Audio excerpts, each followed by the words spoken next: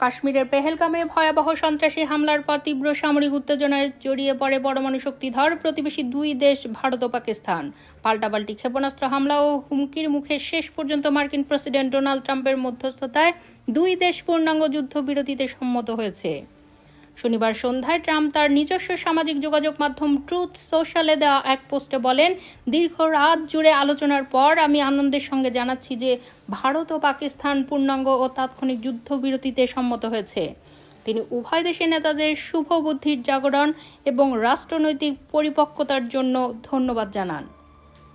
এর আগে যুক্তরাষ্ট্রের পররাষ্ট্রমন্ত্রী মার্কো রুবিও জানান, দুই দেশের মধ্যে একটি নিরপেক্ষ স্থানে আনুষ্ঠানিক শান্তি আলোচনা শুরু করারও সিদ্ধান্ত নেওয়া হয়েছে।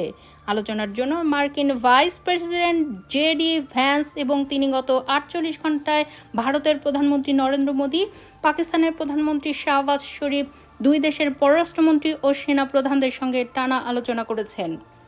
উল্লেখ্য, গত 22 এপ্রিল জম্মু কাশ্মীরের পেহেলগামে ভয়াবহ হামলায় নিহত হন 26 জন, যা 2019 সালের পুলওয়ামা হামলার পর সবচেয়ে প্রাণঘাতী ঘটনা।